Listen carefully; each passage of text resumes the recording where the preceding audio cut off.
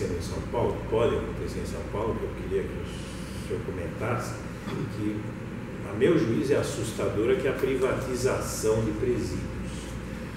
Porque no momento que você estende para iniciativa privada a construção de presídios, não sei qual é o interesse que vai ter em reduzir, né? Eu queria a sua opinião. Eu tenho uma posição contrária a que você estenda a lógica do mercado, setores que são ontologicamente, nuclearmente pertencentes ao Estado, como o sistema de segurança, o sistema de justiça, porque são coisas, a meu ver, incompatíveis. Obviamente, eu tenho uma visão de que os investimentos privados são essenciais para que uma sociedade se desenvolva. Aliás, os chineses agora, com muita exatidão, definiram nas resoluções do último congresso do Partido Comunista da China, há uma digressão sobre o mercado. Olha, o mercado não é uma instituição capitalista, o mercado é uma instituição da sociedade. A questão é como você gerencia essa instituição da sociedade, de que perspectiva. Então, nesse mercado atuam, evidentemente, investidores privados, que podem atuar em quase tudo, menos naquilo que diz respeito às funções nucleares do Estado. Nos Estados Unidos, que é inclusive a pátria de uma certa cultura penal, do encarceramento, uma sociedade de encarcerados e com uma larga presença do setor privado, são muito frequentes as denúncias de superexploração de trabalho, de incentivo exatamente ao chamado rigor punitivo, o direito penal do terror, do medo, do pânico, porque é um business, é um negócio, então alguém ganha dinheiro com isso. E não dá para... São lógicas, ao meu ver, antinômicas. Uma é a lógica do serviço público e da busca da recuperação daquelas pessoas, o exercício da função punitiva do Estado. Outra lógica é transformar isso num negócio. Algum tipo de parceria pode ter, pode melhorar a gestão, mas realmente privatização, a minha visão é totalmente contrária a isso. Ainda bem, governador. Por fim, eu queria falar um pouco da conjuntura, inclusive à luz dessa questão do comportamento da Lava Jato. A gente teve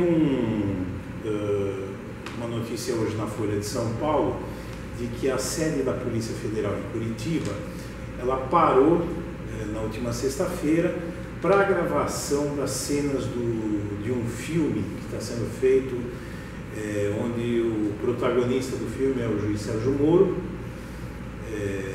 um ator global que vai interpretar.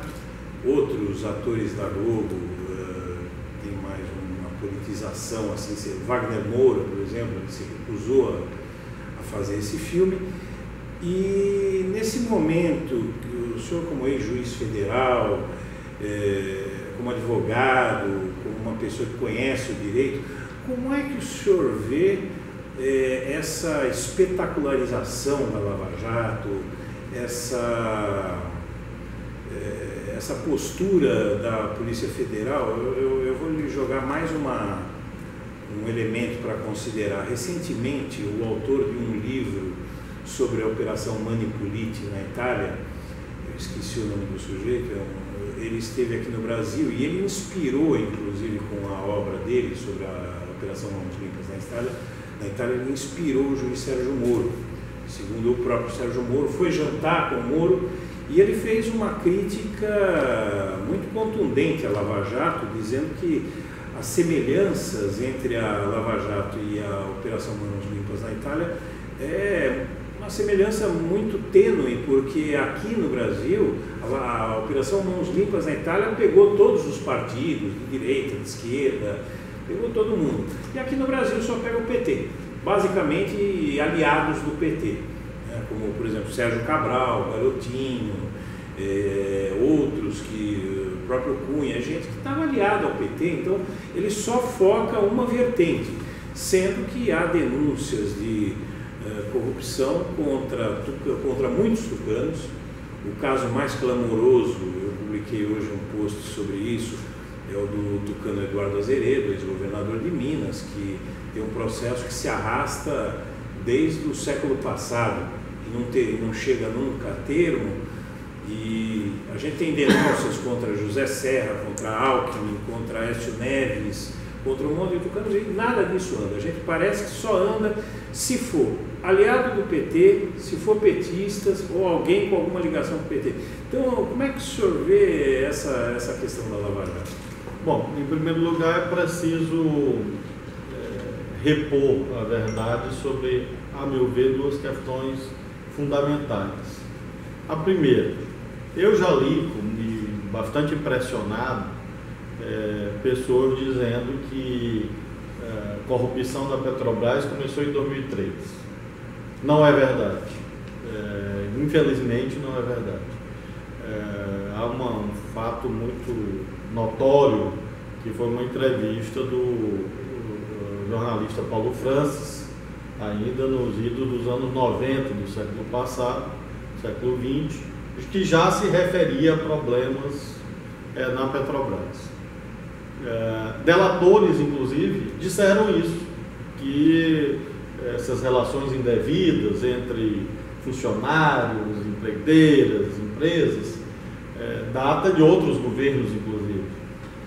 E aí realmente impressiona que, não obstante a Constituição diga claramente que, pelo menos no que se refere ao ressarcimento ao erário, as ações são imprescritíveis, ou seja, não há o argumento sequer da prescrição para não investigar esses outros fatos e haver uma delimitação temporal que acaba fazendo com que a seletividade se torne objetivamente, independentemente da vontade de A ou B, porque eu não faço interpretação psicológica de um cidadão ou outro, de um ator, de um agente ou outro, mas objetivamente, no momento que você faz uma delimitação temporal arbitrária, você acaba resvalando, resultando nessa seletividade objetiva. A segunda verdade que eu acho que é necessário repor diz respeito a essa comparação, a meu ver, profundamente equivocada entre a Operação Mãos Limpas e a Operação Lava Jato. Talvez haja em comum apenas o fato de cuidar do mesmo fenômeno da corrupção política. Mas, se nós olharmos métodos de atuação,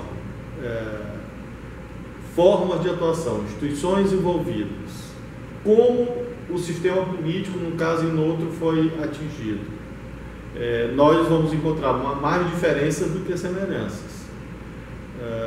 E há um dado que me inquieta muito nessas comparações. É como se a Operação Mãos Limpas tivesse resultado num grande avanço civilizacional na Itália. Não resultou, ao contrário.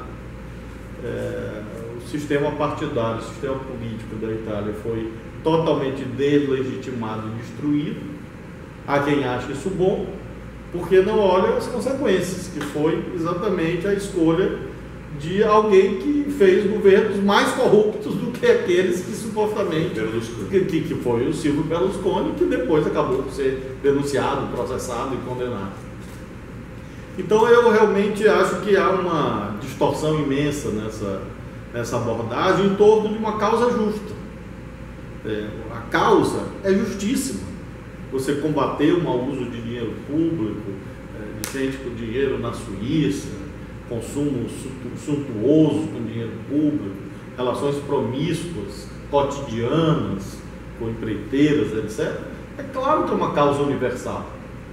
Agora, a pergunta a ser feita no longo arco da história, que não é uma pergunta contingencial, uma causa justa, por si só, legitima o vale tudo, legitima qualquer coisa?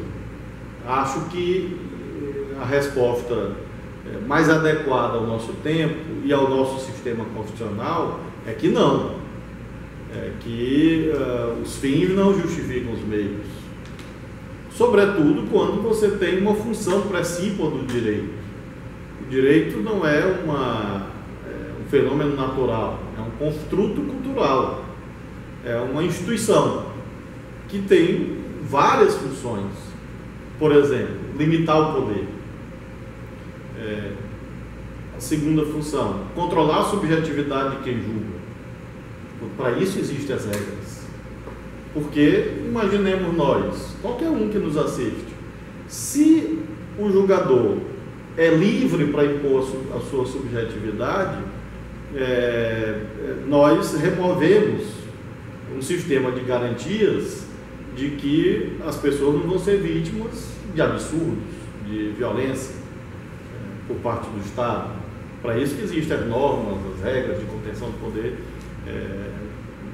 inclusive de natureza processual.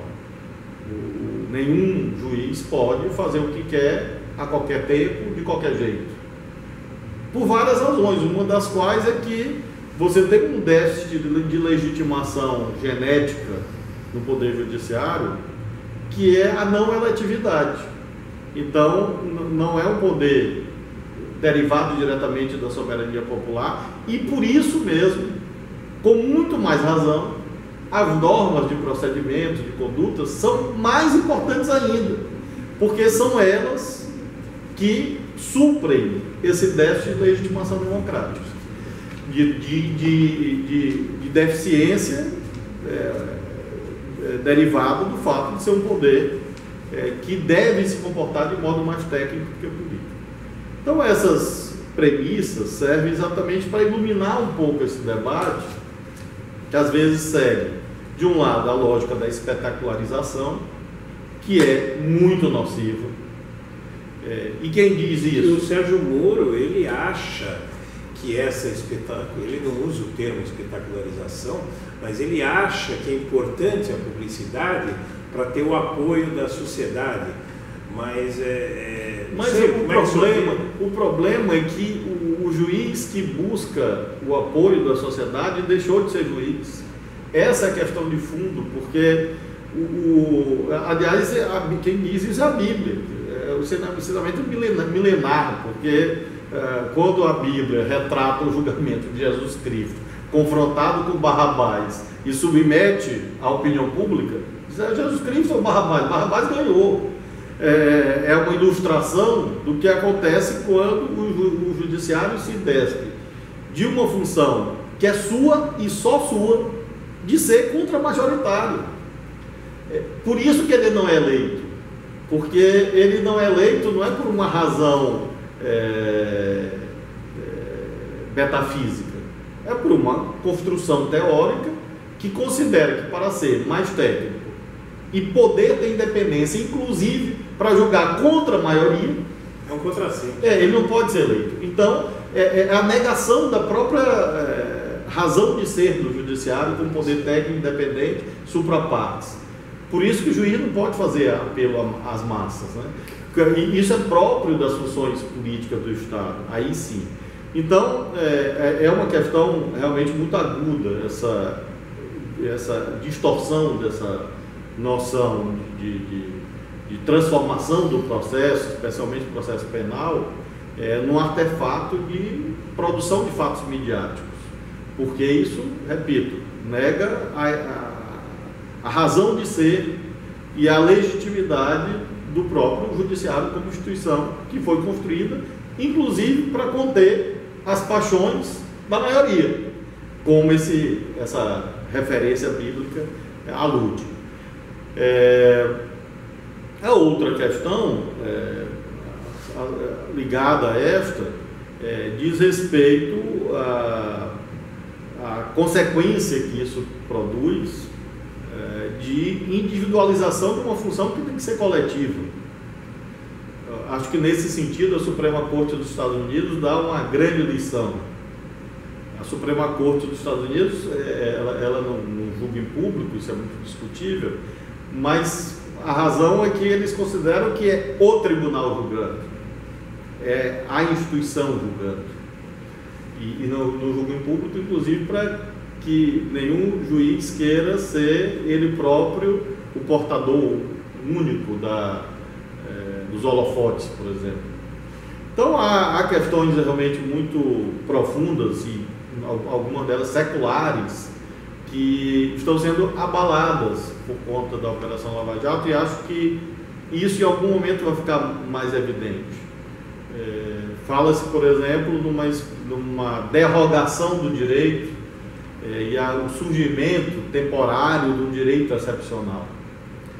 E isso é um absurdo, é um disparate, porque o direito, para existir como tal, ele tem que cumprir funções de generalidade, de impessoalidade e de previsibilidade.